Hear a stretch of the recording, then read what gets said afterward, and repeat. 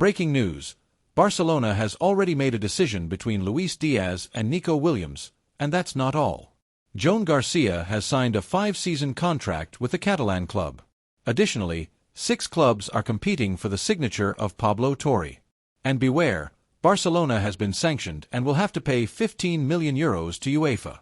But before we delve into all these details, subscribe to the channel, like, and turn on all notifications. This way, you'll be up to date with everything happening in our Barcelona. Thank you very much for joining us. Joan Laporta's trip to Munich to attend the UEFA Nations League final was not just a show of support for the 6 Barcelona players called up to the Spanish national team. Behind the scenes, it was a strategic move by the Blaugrana management. The primary objective was more diplomatic than sporting. Laporta took the opportunity to meet with Alexander Ceferin, the president of UEFA, in an attempt to ease the growing tensions between the Catalan club and the European governing body. The catalyst for the conflict was a notification sent the previous week by UEFA to Barcelona, informing them of a hefty fine of €60 million. The sanction pertains to the alleged misuse of accounting benefits generated by losses of intangible assets between 2022 and 2025. This is the second sanction of this kind imposed on Barcelona.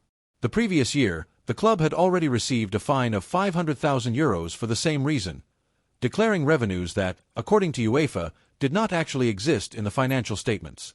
Barcelona contested the accusation before the Court of Arbitration for Sport, CAS, but lost the appeal in October of last year when the body ruled in favor of UEFA and warned that new sanctions could be even more severe. This is precisely what happened. The new penalty arrived reinforced, but with a glimmer of hope. The €60 million fine could be reduced to €15 million if the club manages to get through the summer without any new issues regarding the league's financial fair play regulations. The core of the conflict revolves around the sale of assets such as Barça Studios. UEFA does not recognize these transactions as legitimate operational revenues but rather as extraordinary measures that disrupt the market. Laporta, however, argues that everything was done with the prior approval of La Liga itself. He emphasizes that Barcelona, as a member-owned entity rather than a publicly traded sports corporation, cannot resort to traditional capital increases like other clubs. To balance its finances, Barcelona relies on monetizing its own assets and obtaining prior approval from its members.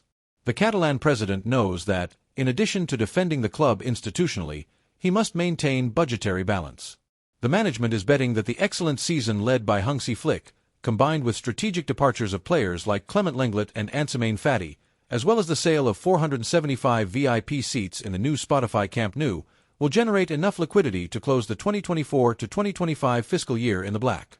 Another vital point is the return to the so-called one-to-one rule, which will allow the club to register new contracts, such as that of LAMINE YAMAL, without restrictions. The goal is to achieve this balance before June 30th, a key date for summer registrations and reinforcements, including the practically confirmed signing of goalkeeper Joan Garcia. Although the €15 million represent a negative impact, the club will treat this amount as an extraordinary expense, seeking to prevent it from affecting the operational margin.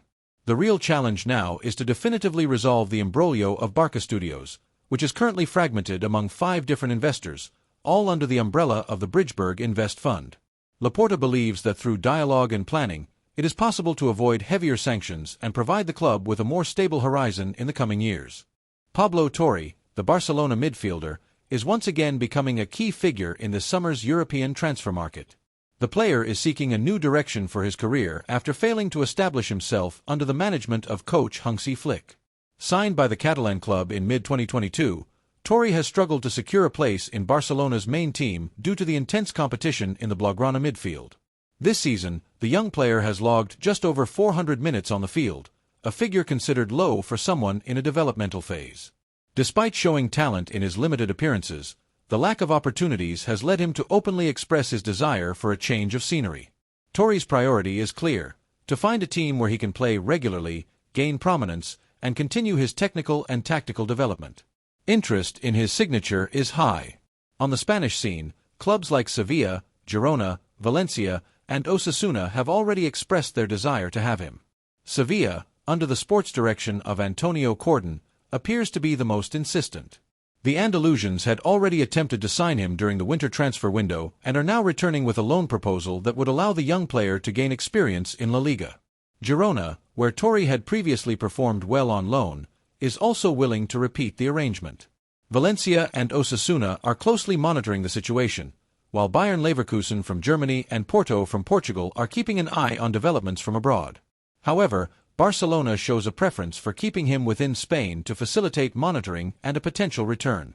Negotiations remain active, with Barcelona seeking to secure clauses that allow them to maintain control over the player's future, either through a simple loan or a buyback clause in the case of a permanent sale.